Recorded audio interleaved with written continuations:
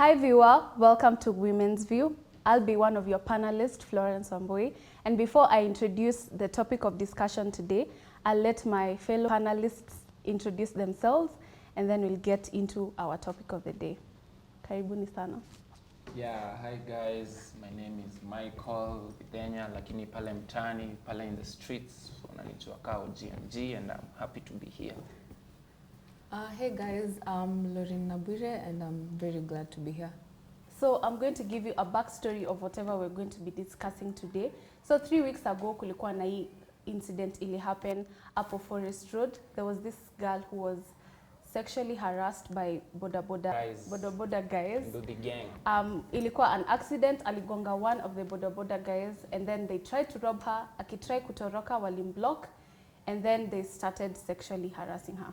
So juzi, actually see juzi, today those 16 men who were arrested wameachiliwa, and that's the topic of discussion today. And I'm going to ask my fellow panelists a few questions and then we're going to discuss about it. So, watch your video. Yeah. What was your opinion ukiwatch your video? Ulifeel aje? Ama uliona, Kenya uliona ile kufanya usikie aje? Oh, me venye nilicheki, like as a man kwanza I tried to put myself in the lady's shoes, and yeah, it was a very, very traumatic incident.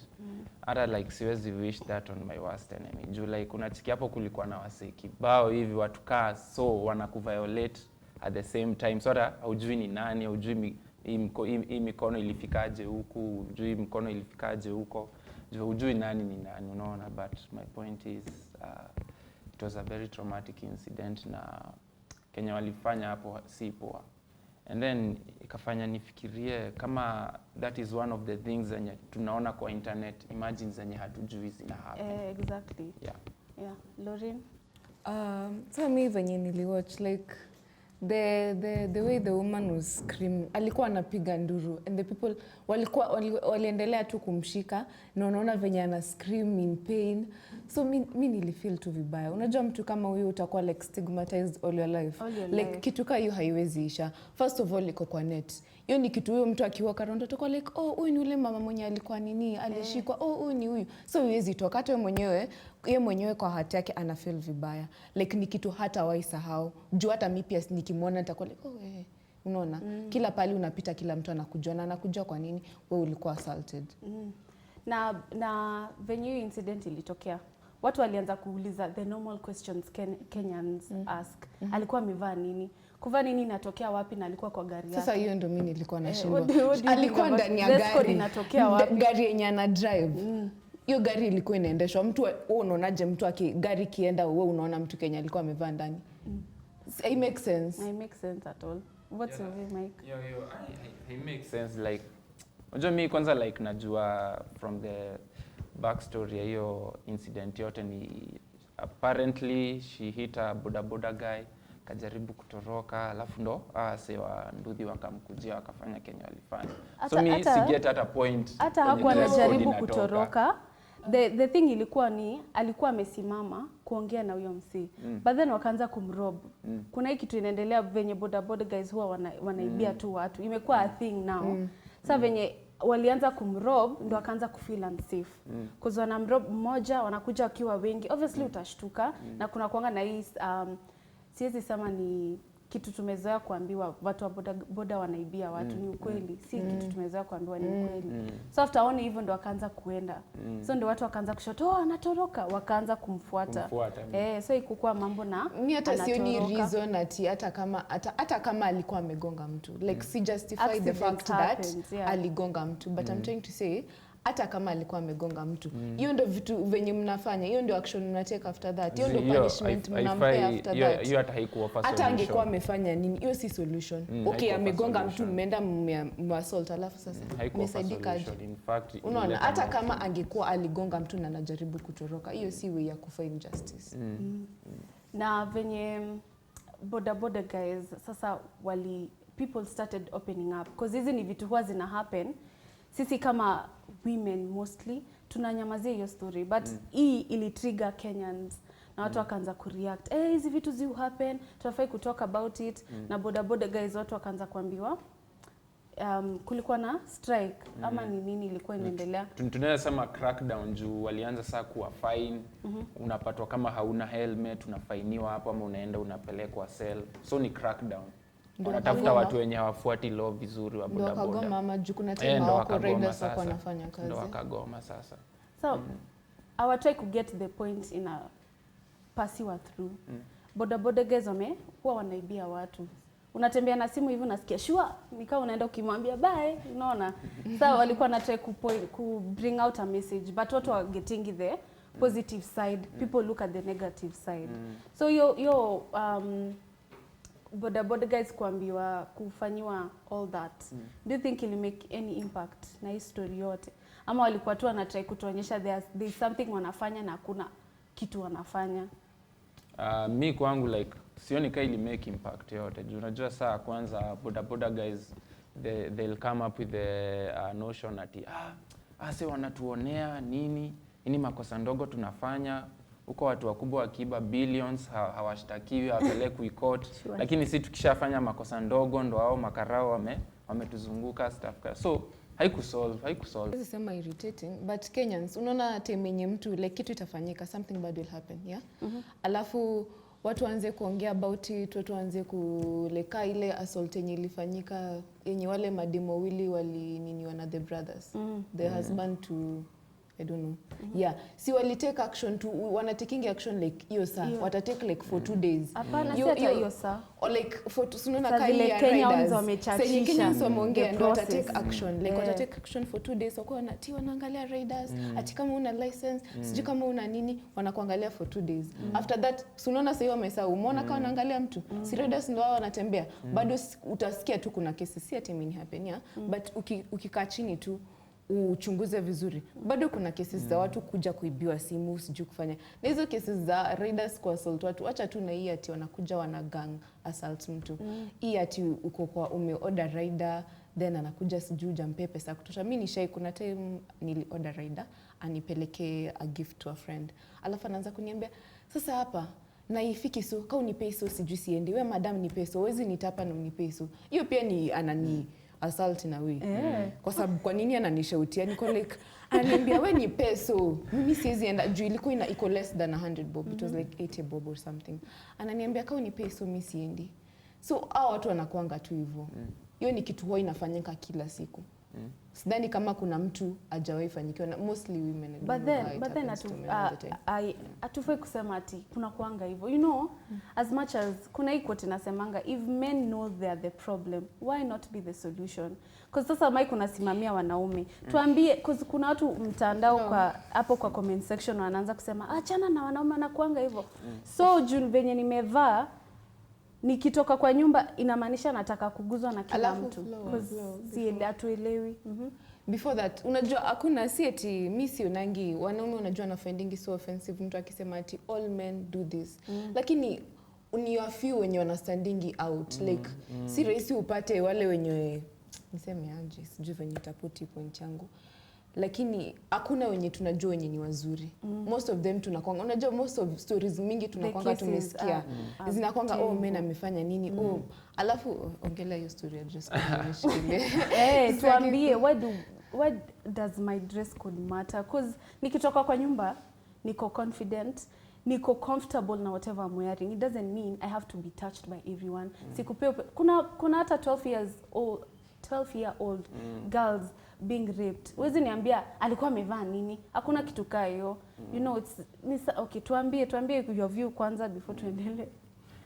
Obvious manze, unajua ukitembea hivi in the streets uko mashinani tu. Haukosangi haukosangi hata mimi nimecheki wasekao. Lakini obvious si wote, si kila mtu active, si kila mtu. Unajua tena like venye unaweza angalia kwa hii modern society, girl child is very very very much empowered. So you agree? So you agree? Na agree.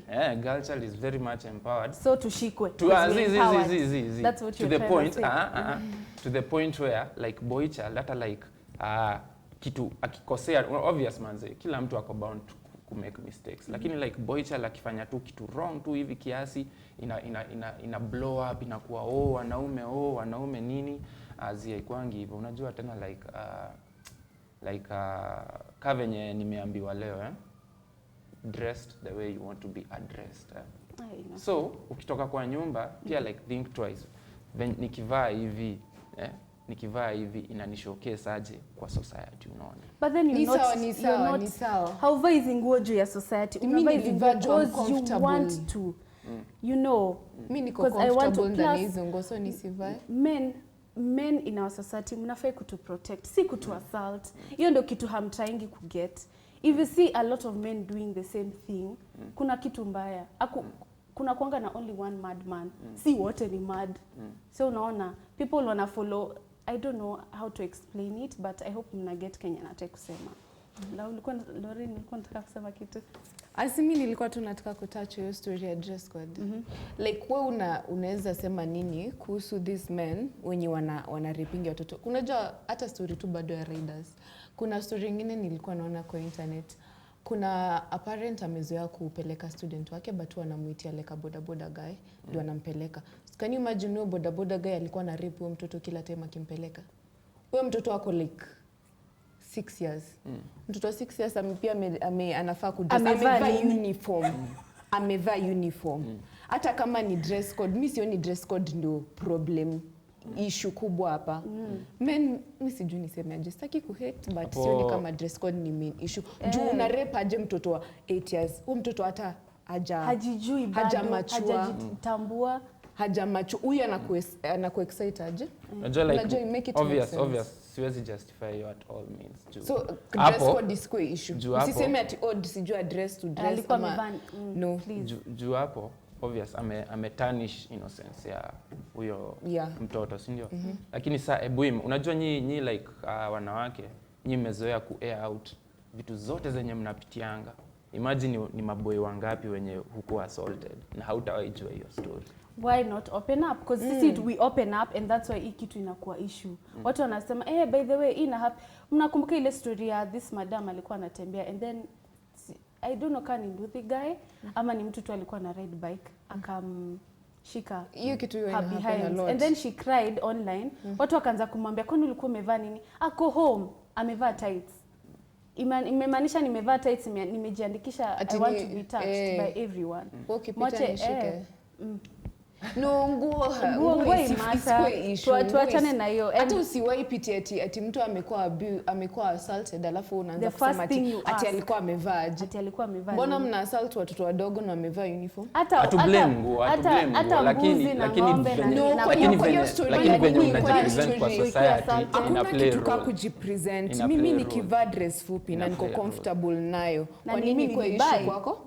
Kwa nini kwa issue kwako venye unasag? Na hiyo kusag, unajua kusag unaonyesha private part yako. Mbona mimi wasikushiki? Period. Mbona mimi wasikushiki? Huna sag. Ukisag tunaona nini? That's your private part. Mimi nikiacha I don't know where, nikiacha huko thighs mimi sijui ni private part, sijui nyinyi mna nini aje. But wewe umesag, mbona mimi wasikushiki juu umeacha ass nje? Juu sina kitu ya kushika. Learn to respect watu. Learn to respect watu. Na watu you don't get why we are always airing these things. Because sawa, men are also assaulted, hatukatai. But the most cases, the majority of the people assaulted, tusemeni tu kweli, are women. And sijui viewers mnaona aje tutumie your message hapo 21144 ama SMS us on all our social media platforms, utuambie your view. Does dress code really matter? Na hii stuff ya being assaulted, being raped, being sexually harassed. I matter, but anyway, anything else to add? I think ni hiyo tu peke yake nilikuwa na kusema. Haya, do you think the government inafanya anything to do with boda guys wamerudi job? Nika hii kitu tu ilikuwa imechachishwa kidogo because nilikuwa nasoma mahali iliandikwa ati walifungwa jela for 6 days because DCI ilikuwa inatafuta ilikuwa investigate about it. And then DCI ikakuja ikasema we need 5 more days kutafuta more evidence. And then kidogo tunaona hapa news wameachiliwa wote. Na ati the reason wameachiliwa ni some of them were not even there. Ati kuna msee alikuwa tu ameenda lunch break, akabebwa na akapelekwa Sipi alisema kuwa na more evidence. Hakuwa na more evidence. Si ati hakukuwa na more evidence. Ni juu watu watakangi kutafuta. And I feel like the government haifanyangi anything. Kuna so many cases zimekuwa brought up, but unasikia tu kidogo kidogo kesi imeisha aje na bado like hatujapata solution. So do you think the government inafanya anything to do with venye hizi cases zote zinaletwa about mi naona like obvious hawezi ona incident kai na take place alafu waachilie tu iishe, unaona? Obvious wanajaribu ku maintain order at some point, lakini labda njia zenye wanatumia haziwapei hizo results, unaona? Labda njia zenye wanatumia haziwapei results. Ndio mimi najua like gava inafanya kazi yake.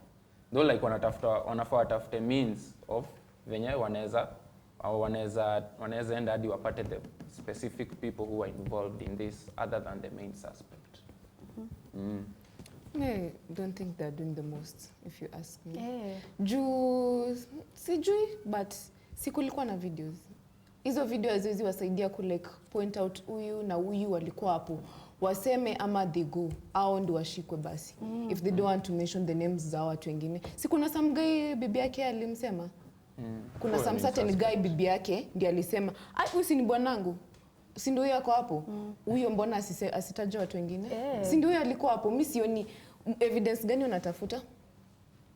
The woman was touched. Kama huku kwa hapo, si unaweza tu kuna DNA ama kuna venye mtu akirepiwa na mbiwanga, kama ulirepiwa usi like don't shower. So huyo mama alikuwa touched by most people. Huwezi pata like two people wenye walimshika wakuje like wapatikane ni huyu na huyu ndio walimshika, so hao wa mentioned watu wengine walikuwa na wao. Si itamekuwa kizi ama sielewi, unajua mimi sikusomea so siwezi sema ona poingia DCI unafanya kazi yake, but hizi kwa na watu kama nyinyi Kenya ingekomba hizi shows zenye nimesoma za law and order hizi za sijui mada sijui what niliona mtu anaweza fanya hivyo like na blacklist. Ukiwatch hizo unajua. So una hiyo evidence like wanapata watu wawili. Kama wataki kwa mention, mimi ningekuwa mimi tunafunga tu hao basi wachukulie makosa watu wengine. Unataka kukanyagia story. Utaki kuwa mtiaji, si ndio? So utachukua makosa ya watu wengine. Unajua uzuri ni at least wako na the main suspect, then huyu alionekana mpaka amepointiwa out. Umepointiwa out. DCI wameambiwa ndio huyu mtu wenyu. Bado anarudishwa anasema sijapata kitu. Wacha tuende break tuendelee. Naona kumekuwa moto sana. Please our viewers tutumie your view on our SMS line 21144 ama all our social media platforms at GBS TV Africa. Tunaenda short break, tutarudi after this.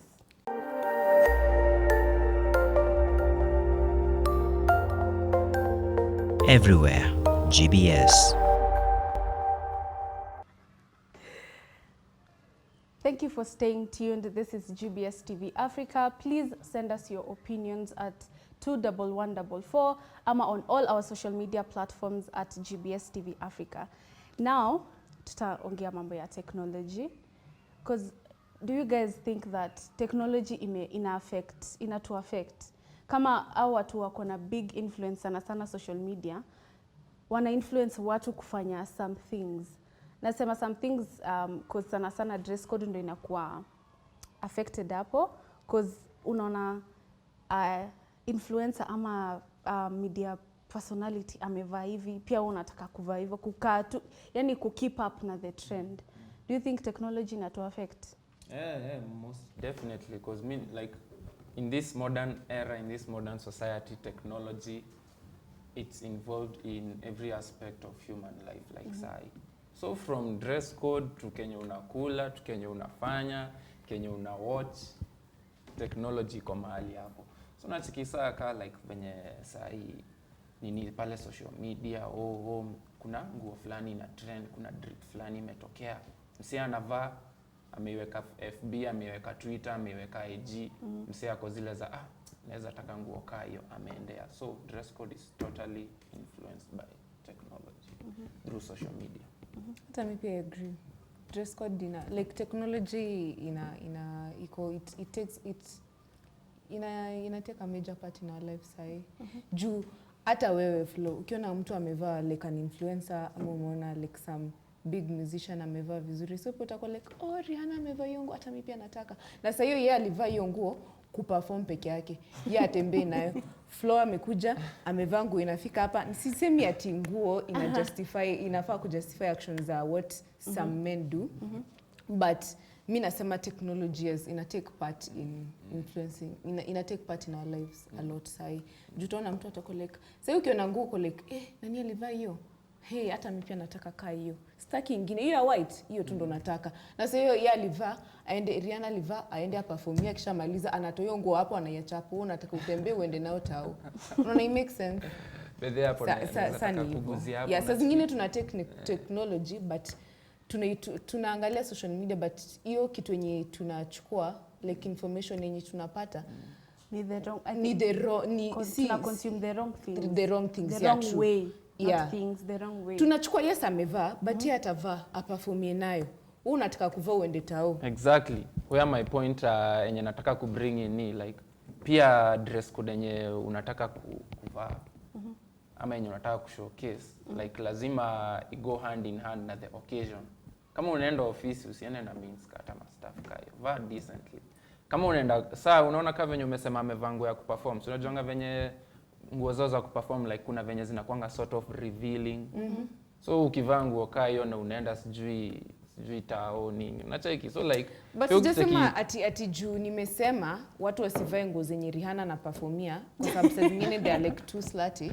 Sijamaanisha ati sasa mimi naanza kusema Lorina alisema ati nisivae nguo za Rihanna, ati nikiona msichana mwenye amevaa nguo za Rihanna sasa naweza mrape juu amevaa. Usifanye hivyo. Like learn to control yourself. As much as huyo mtu amevaa kama inakuwasha endo umcorrect, lakini usiende umrape. Enda tu mwambie nani Flo hiyo nguo si ya kuvaliwa hapa. Ni point yangu ni dress to the occasion. Period. Dress to the occasion. Mimi nimedress. I think that's my kama unaenda club vibe. No, si unaendanga unapata watu wamerepiwa kwa club, umeenda umepata house party. Mimi nimeenda house party. Si nimevaa nguo yenye Rihanna alikuwa, lakini nimeenda house party. Nimevaa dress to the occasion. Period. Nimeenda kwa party na nini, but utapata watu mtu alinirape juu ati nilikuwa nimevaa hivyo. Na sijaenda nayo kwa ofisi. Umesema tusiende na ofisi skirt. Nimechukua hiyo mini skirt nikaenda nayo bash.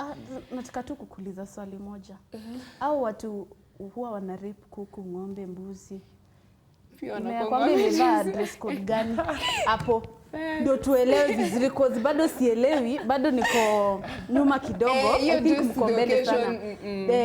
Hapo Nikiweza kwa tunapitia town naenda kwa occasion yangu. Sasa nisipitie town yongo juu naenda naye kwa pali naenda nayo. Juu nimevaa, yes. Umeniambia nisiende nayo job. Yes, sawa. But mimi napitia town. So nikipita nivae nguo za kwenda town ndo nifike kwa bash nivae ni change huko. Dress code isikwe. Unapanda hiyo Uber na unajua kuna watu wanaassaultiwanga pia kwa Uber. Sasa ni kila mahali sasa. Ni kila mahali. Like hata mimi nikitembea like hiyo kitu iko kila mahali. Mimi nikitembea unajua kuna hii tu fear. Sijui kama it's in all women but unaweza kuwa umetembea dark path. Mimi nitembea hivi ya dark path nione mwanaume pale. Imagine nageuka. Na kwanza unakimbia. Sasa inatoka mbio. Kipchoge hadi mali ulikuwa. Haikuangi ati mimi sidhani kama ni. Na sasa nimevaa jeans, nimevaa hood, najifanya brother. Ndio aniogope leka nione mimi shida inakuanga nywele. Shida inakuanga nywele lakini hiyo fear iko tu. Like tuko tu na hiyo fear alisi mwanaume akikuona ata try to do something. So hiyo fear mimi niko tu nayo. Nitaona tu mtu hapo ati nimekaa naye room same na simjui. Nita feel some type of way. Obviously. Nyinyi mmetuwekea hiyo fear. So unajua kuna venye nitawaangalia na another way nikiona tu mwanaume ako pale na kuna giza narudi. Natumia njia nyingine. I think the bigger issue inakuanga na society yetu. Because hapa si ati tunatetea wanawake peke yake, please. Ni venye tunasema majority of the people being assaulted ni women. But pia kuna men. And hapo ndo nitatoa swali yangu. What do you think shida na society yetu ni nini? Because kuna so many cases zote wamenyamazia. Kuna mtu hata mimi nishai assaultiwa. Na nikisema niko na hiyo mentality hawatafanya kitu. Unaona? But the problem ni society hawa taking action. Hata nikienda kusema there's nothing they'll do. Unaona? So do you think like problem ni nini hapo? Like atuelewani, tunaelewana I mean. I think yote it all goes down to unajua tu like wanaume si emotional beings as in naturally. Sisi watu wa ku-open up ama ku-speak up. Sisi ni watu think critically, unaona? So tuseme mwanaume amepitia such stuff, si ndio ameassaultiwa. Sasa uende utolee mtoto mdogo kuku, ng'ombe zote. Yeye Kenya atafikiria, yeye atashinda hapo kwa nimeassaultiwa, yeye atatafuta immediate solution. Ndio hiyo story aiondoe kwa picha. Exactly what we are trying to say. Hata sisi tunatafuta solution. Ndio hii story iishe. Watu waache ku sexual harassiwa, watu waache ku rape each other. That's tunatafuta solution.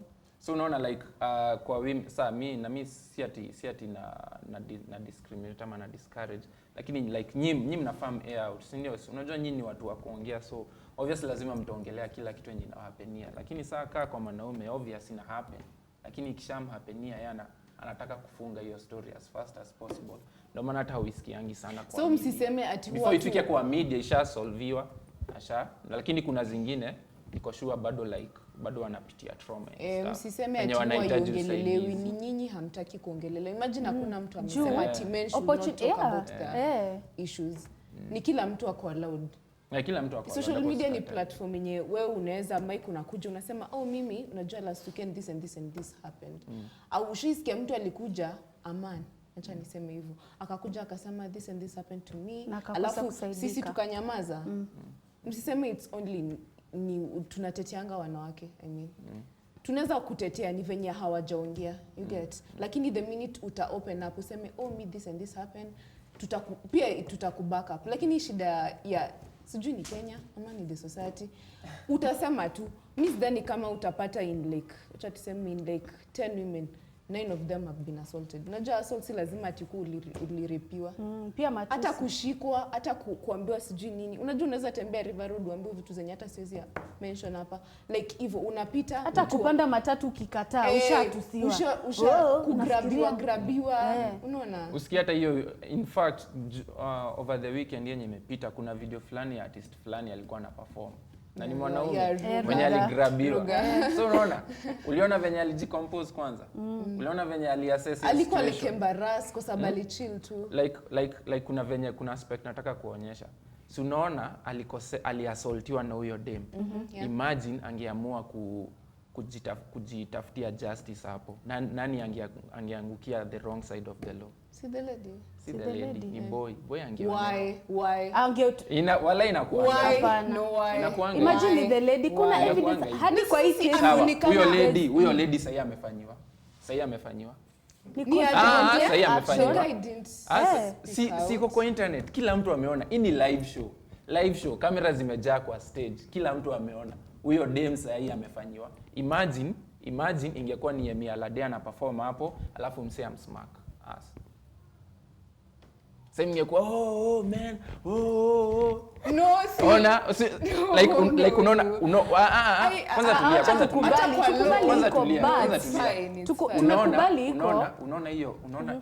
unaona issue ya assault when it comes to men and women, it's very biased. Like women nyinyi ndo mnapewangwa the upper hand at all cases. Like hiyo concert imeonyesha yenyewe upper hand, but there's not, hakuna justice inakuanga served all the time. That's why tunashinda tukiteta continuous and continuous. Ndo maana pia like unaonanga wanaume wanaonanga ni pointless. Mbona niende niambie msee niliassaultiwa? Hata like hata siku hizi watu wako hivyo. Hakuna msee atanisaidia. Hakuna msee atanisaidia. Pia sisi tuko hivyo. Check hiyo video utaona. Wallahi check hiyo video utaona. Msee aligrabiwa kama watu watoke stage aishie. Na ni nini inakuanga kama niende hataki kuongelelea. Yeye hata hajasaidika hadi sasa. Sisi wengine tumeona. No, come to think of it, maybe ndiye hataki kuongelelea. Maybe amesema chezeni chini. Cause anafanya sema I know iko bias. I know it's very bias. Kwa nini hamuongeleo story? Kwa nini hamuingilio? Kwa nini like unacheki like unaona? Hata mimi pia was like shocked. Hata mimi niko nakosa jibu ya hiyo. Me I think hiyo event inafaa like ikuwe eye opening, uone like venye society you chukulia boy child na girl child whenever they face assault. Alafu nini inakuanga shida na watu? Unaona watu wamepigana pale ama mtu anakuwa assaulted pale. like Yeah, uko ready record badala but umsaidie Kwanza mimi ushindwa like, kila what's time. wrong? Nani alirecord hiyo video? Hata si mwenye like anafanya hiyo. Hata kulikuwa Nani na a alirecord? comment hapo chini imesema si hiyo simu itrakiwe. Mwenye hiyo simu hiyo simu itrakiwe but hakuna kitu Na imefanya. wanasema ati hawana evidence. Kenyans Hawana kitu evidence. kidogo. Lori na Michael na like niko already rada. Nataka kukuwa famous. Nitume pale kwa kina Edgar and stuff like that. Guys, mnafikiria okay, hii kesi yote okay, wacha nitumie example. Kitambo akina our greats hawakuwa wanavaa bras, si ndio? Wacha tutumie bras. Hawakuwa wanavaa bras. Haikuwa shida at all. But siku hizi tembea bila bra. Unataka kutuonyesha nini? Inakupea opportunity to just touch me however you want. Unajua tena si like kwa hii story si kila time ati wanaume ndo wanahukumu madem penye wanavaa. Hata kwanza nyinyi madem nyinyi ndo new judge like nyinyi ndo mnajijudge. Juu like unaonanga dem anajudge dem mwingine na dem ajavaa nini anajaribu kutuonyesha nini. Me like by the most of the times zenye mi nime experience like Kenya nimejionea madem ndo ujudge women hate hiyo example yako venye mtu anakuwa judgmental towards mwingine venye amevaa. Me most of the times zenye mi nimesikia hiyo story ama kuona like women ndo wana judge their fellow women. Sasa unajua si maboy manze tutajuaje kama umevaa bra ama hujavaa? Dem wenzako ndo watajua. Oh come on. Ni mtajua. Acha kutudanganya. Dem wenzako ndo watajua. No, hakuna kitu kama. Waache kutuficha, mnajua. Tena unajua like boy anaweza ona kwa na ule dem hajavaa. Hata ambia mtu lakini dem nyinyi ndo mnaambiana. Kwa nini yule hajavaa? So nyinyi ndo mnajihate on each other. So mi hapo kwa kuwa judgmental like me by then naonanga most of the time women nyinyi ndo mnakuanga accountable for kuwa judgmental towards each other. Leo naonaje? Hiyo ni kweli. Hata juu si ati ni kitu yenye sijafanya. Nasema I'm like very guilty. Tuangalie tu no damn. Kama unataka kuvaa nguo siangeacha. Si angetembea tu hivyo. Which si kitu mzuri. Unajua as long as mtu ako comfortable. Mtu anafaa kuacha. So hiyo ni kitu tunafaa kulearn like si wote. So you're I'm guilty. So our viewers, tuambie Kenya unafikiria. What do you think, what is your opinion on our topic of discussion today? As you text us, tunapata messages zenu. We're going on a short break. Usijaribu kwenda mahali. We'll be right back after this break.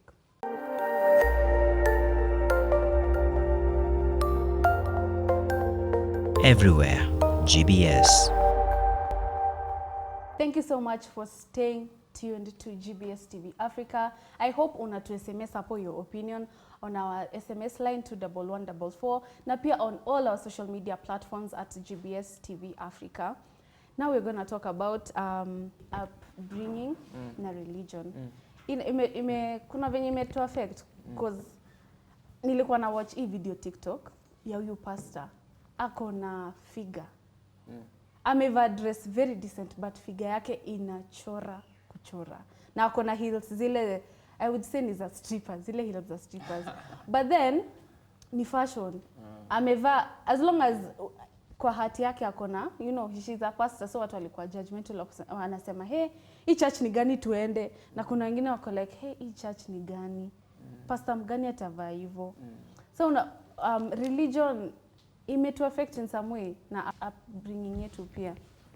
Ukileta hiyo aspect ya upbringing na religion, upbringing kwanza ndo ina play the biggest role of who you are and who you'll come to be. Juu kwa upbringing umereziwa in a certain environment, na kwa hiyo environment kuna vitu umezoea kufanya, unaona. So upbringing ina depend na values zenye umelearn kutoka home, kenye umekuwa ukicheki kutoka home, kenye umekuwa ukicheki kutoka kwa society where you are brought up. So I think upbringing is the genesis of everything. Juu kutoka ukiwa mtoi kuna venye unaanzanga kuperceive vitu. Unaonanga bedhe kuvaa hivi ndo inafaa kuvaa nikienda. Si unajuanga like ukienda church ndo uvae sijui kasuti ama nguo refu. Nikienda church nafaa nivae hivyo. Nikienda out nafaa nivae swag fulani nini. So unaona, so like upbringing ndo genesis ya kila kitu. Unless lau waniambia. Mimi upbringing, yes, ina nini a major part in our lives. But saa zingine unajua tunaweza blame venye tumelelewa. Una blame mzazi na ikwangi majorly ni fault ya mzazi. Unajua saa zingine inakuanga ni choice ya mtu. Jwezi sema ati mzazi ndiye alifunza mtu kurip mtu mwingine. Another thing mimi naweza sema ni tunaweza blame tu, like hatuwezi blame parents, you get. Juu vitu zingine huwa tunalana huko nje. Unajua mzazi maybe amekulea. Hiyo ni kitu amefanya. But unajua tutatoka huko nje, most of the time uko shule, ukishamaliza primary maybe watu wenye tulienda boarding high school au kuko huku. Hizo ni vitu zingine unaenda unalearn. Ukishamaliza unaenda campus. Ukienda campus unajua ndio hapo mtu analaningi vitu mingi. Sijui nikivaa hivi, nikivaa hivi nitakaa smart kama sijui nani. Nikifanya hivi hivi ndio venye inafaa kufanywa. Nikifanya hivi itakuwa poa, acha nifanye hivi vibaya. You get? Haikwangi majorly upbringing yetu. Saa zingine inakuanga mtu mwenyewe. Kuna vitu zenye wewe unaweza choose. Uko tu na opportunity ya kufanya kitu mbaya but una choose not to. Saa zingine inakuanga choice ya mtu. But it's all about choice. It's all about choice. Na religion, cause kuna hizi story pia zimesambaa. Pastors church ati wana kushika inappropriate ati wanaombea mapepo. Kuna ingine ilikuwa mtu anashika sijui ati ndio uzalisho or something.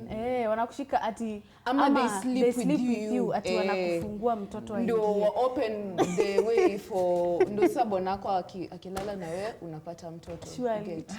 So unaona religion sasa imekuwa imechange nowadays. Imechange. Mimi naonanga like purpose ya religion when it comes to kituka dress code ama kituka hiyo ilikuwa inajaribu kuinstill like moral diligence. Hiyo ndo goal, hivyo ndo religion anataka, like morality ikuwe upheld at high standard in the society hadi kikam kwa dressing. Lakini sasa jumanze unajua in the modern times, modern era, things change, ndo hiyo technology, ndo perspectives za watu zimechange, ndo hiyo vitu mingi like zimecome up in the modern era. So I think hizo zina play a role hadi zinakuja zina change the main goal of religion ya to maintain moral diligence. But then unajua kuna as much as tutasema religion this and this, there are so many churches out here who wanakuwa kuja venye utadress as long as you know what's in here. Si ndio? You can come however unataka as long as unajua umekujia nini na utoke na kama umekujia kenye umekujia na ukuwe satisfied.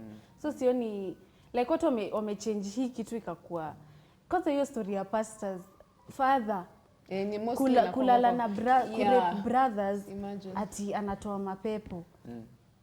A fellow man raping a fellow man, like a man raping a fellow man, sorry.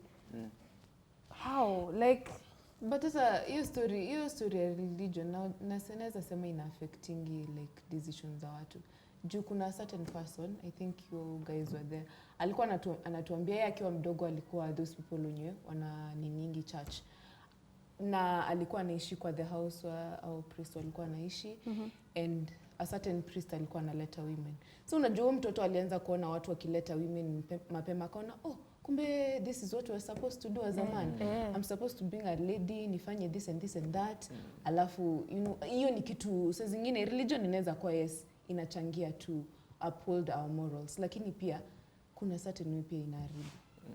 Hiyo situation wanachachisha ufanye any mistake. Wanakuja huku wanasema this alafu au wenyewe sisi sema like all churches but situation huyo mtoto yeye anakuja church anaambiwa this and this and this, usifanye hii usifanye. Wakienda kulala mwenye anamwambia asifanye anafanya vitu zenye hata wewe pia mtoto wako like hizi ndio venye vitu zinafaa kufanya. Unajua mtoto ni mdogo hajui. Yeye atakuwa like anaenda kupipa anaona nani huyu anaumizwa. Akienda anaona vitu zenye yako anafaa kuona. Anaenda anaona vitu zenye yako anafaa kuona. So unajua kitu kaa hiyo inaweza kuwa inatuteach to be better people but kuna places zingine kuna watu waache kutumia religion the bad way. Ka hivyo venye ulikuwa unasema sijui msichana guzwa sehemu nyeti atolewa mapepo manzi. Obviously kuna church zinachachisha. kuna church zinachachisha so take advantage. Imebidi. So like me unajua ndo like msee afike hiyo point na anakubaliwa kufanywa kitu kaa hiyo mbele ya congregation. Naona like hapo kuna some sort of brainwashing ama sijui. Like, unajua saa zingine mtu anatry ati una give it your all. Unatry ati unaenda kwa hiyo church, mtu anakuambia mimi tangu nianze kwenda kwa hiyo church vitu zangu zimechange. Nimefanyikiwa hiyo kitu. Na most of the time mimi siamini kama inakuanga like a church or a certain person. Inakuanga tu faith yako. Faith yako ndio inafanya those things that are happening zenye ulikuwa na wish happen. So unajua sisi kama human beings inakuanga rahisi kuamini vitu. Uko unaambiwa Mike, unajua mimi tangu niende huko, ka imagine nilibai gari. Wewe pia utaenda huko, ushikwe venye alishikwa ndio ubai gari. Unaweza kataa. Ukienda ukiambiwa nikikushika tu hivi kidogo hapa kwa tumbo utapata gari. Wewe pia utakubali ushikwe upate gari. Mimi siwezi kubali. Na unajua like pia like but to some people, kuna watu wenye wanaweza kubali. Unaambiwa mimi nikikushika tu hivi kichwa kidogo flow, pesa. Pia like wase wengi hawaelewi concept ya church. Unajua like church nowadays kila mtu tu anafungua church, kila mtu ni pastor, kila mtu ni blueprint ya church inafaa kuwa Bible. So like kama unaenda church na unaona hawaput much emphasis on the Bible. Tukaa venye John 1:1 inasemanga the word was God, the word was with God and God is the word. So church ndo God. I mean Bible ndo God. So kama church haiweki emphasis on the Bible, hakuna kitu ya maana wanakusaidia. But then pia kuna watu wanatumia Bible vibaya. Hao watu hawajui kukemea. Hao ni watu hawajui scriptures. Na saizi wako baba ameshikilia Bible. Baba, you know, anafanya vitu zake hapo. Hata labda wao msee asomangi hiyo Bible. Kazi yake ni kuishika tu ndo asafishe rada pale church. True. So like just say churches zimefunguliwa. Mimi kuna place nyingine na Joita market. But your market leo ni hoteli. Yes. Alafu sasa Sunday zote zinakuanga church. So unasema seriously, honestly mbele ya Mungu. Monday to Saturday ni hoteli. Ikifika Sunday unaona tu music. Ni side hustle, sadaka. Church. So inakuwa side hustle. So unajua so zingine hata ukiona mtu haamini like unaona kuna wale watu watakwambia uendangi church Sunday, mbona uendangi church Sunday? Na si kutaka kwako. Unaona watu wamefungua church, sasa ni biashara. It's a business. So unashindwa ni wapi utaenda, pale utaambiwa acha nikushike kidogo ndo unaona una prefer acha nikae kwa nyumba nijiombe niombe tu maybe unaona sai kuna venye nini religion imekuwa sort of eroded, unaona like ina lose concept, ina lose values zake. Kupata ile sijui kupata nini utabelieve ni ngumu siku hizi ama siku hizi everywhere kila mtu ako na church. Bado unapata church iko tu wewe bibi na watoto. Hiyo ni kanisa mzima juu. Like churches ni mingi kwa hiyo place, kuna church hapa, kuna church. Sasa hapa kuna wewe na bibi yako na watoto, kuna mabishe zako na bibi na watoto si. So na hii kesi ya our 16 men kuachiliwa, mnaonaje? Mnaona gavana imefanya kazi yake ama mnaona hapana? Because mimi naona hapana. Hakuna venye wanezaje achiliwa hata come on. Huyo dem mali yako atakuwa like nilijua tu. Hakuna kitu like unaona. So mnaonaje kuna justice imekuwa served juu sasa wanaume wameachiliwa tu hivyo? Hakuna justice imekuwa served. Kuna wangefanya. Unaona hawajafanya. Mimi sioni hata wamefanya anything. Kushika alafu kusema ati from today riders watakuwa wanafanya vitu zenye hata kuna sijui ni laws ama kuna vitu walitoa akasema riders sijui anafaa kuwa na hivi. Sijui alisema ati watu wa St John's watakuwa wanawafunza mindset and sijui nini. Imefanyika kweli? Hakuna. Hizo sijui license sijui manini. Wanasemanga hivyo, kwa koti wamesema hivyo. But ukikuja huku sitaki kuongea vibaya, sitaki word iende anywhere, but utakuja huku nje uone polisi. So wametuma ati waende washike waangalie kama wako na license wangalie. Au watakuja waitishe hongo. Waseme wewe umepitia nje, nimeona umepitia barabara, wanakuarrest. Hawakufanya hiyo kazi. There was nothing that was done. Mkiniuliza. Hakuna kitu yenye waliongelea huko mbele wakakuja wakaifanya. Na hata mimi naona hata kama kuna mtu mmoja amebaki, hakuna mtu atajitoa kama witness niliwitness. Obviously mimi siwezi. Because ataogopa ashikwe hata yeye, because labda hata harass your day na anajifanya hapo mimi. Kulikuwa na simu, kulikuwa na videos taken, kulikuwa na alikuwa hapo. Why need a witness? Mwenye alipoint out walisema huyu alikuwa hapo. bibi yako, mtu mwenye mnaishi na yeye akuseme juu alikuwa anataka kufanyia nini, anakupoint out ati huyu ni bwanangu na nilimwona hapo. Mbona usichukue bwana wake wamuulize wewe ulikuwa na watu wangapi? Sema watu wako. Akikata kusema watu, mbona wasimwarrest? Mbona wasimwarrest? Mbona wanamwacha atembee nje? Wanaonyesha tu wa riders, You can do anything. Mkitaka kushika women venye mnataka muwashike. Hakuna kitu itafanywa. Juu sasa wa take to law on their hands venye wanataka. Mike? Mi like hiyo story nimeona main suspect ameachwa in custody, so hao wengine 16 like nimeona stories zingine ilikuwa inasema kuna wenye walishikwa wrongfully, unaona like hawako wanafaa kushikwa. So like as long as the main suspect ako hapo, niko sure justice will be served. Junior ameshikwa na hataki kupeana wasi wengine. Wamarrest tu yeye juu sasa hataki kupeana suspects wengine. Sasa ni atakula nini yote. So akule tu fault yao watu wote wenye walikuwa hapo juu, walikuwa wengi, hata afungwe for life. Si 16. Unajua cases kaiza hata watu wafai kuwa wanahurumiwa. Ati mtu ulirape mtoto alafu unafungwa for 10 years. 10 years nini? 10 years unafikiria huyo mtoto hata recover? Huyo mtoto hawezi recover. Unapata watu wako suicidal for such cases.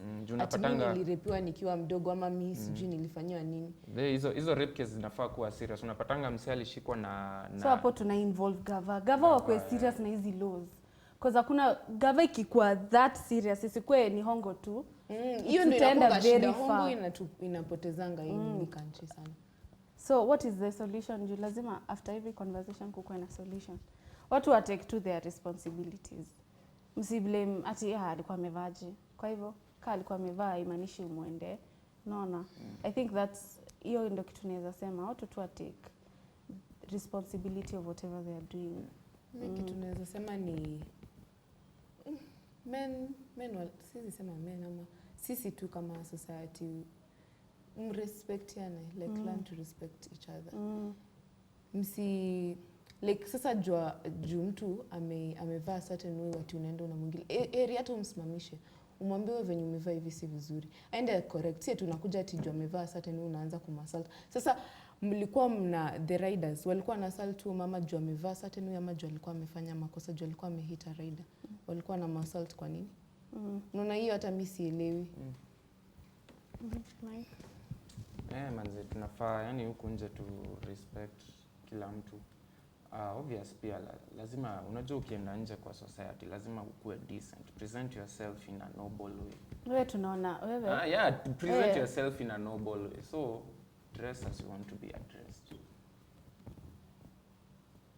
The silence explains everything. Yeah. Thank you so much for watching. Before we end up, mtawaambia mali wanaweza wapata and then we end this conversation. Shall I start? You can find me on Instagram as Lorraine. Yeah, into social media niko peke yake. Instagram Lorraine. Mimi naweza nipata IG, Twitter, FB au GMG. Guys, parting shot yangu ni tufanye environment yetu ikuwe safe. Treat others as you want to be treated. Put yourself in huyo shoes za huyo msee. Na kama unaweza taka akutreat hivyo, fanya hivyo venye unataka kufanya. I've been one of your panelists, Florence Amboy. Unaweza nipata mtandaoni ama anaitangaje? Instagram, YouTube, TikTok, kila mahali at The Flowway. And this has been Women's View only on GBS TV Africa. Till next time, bye.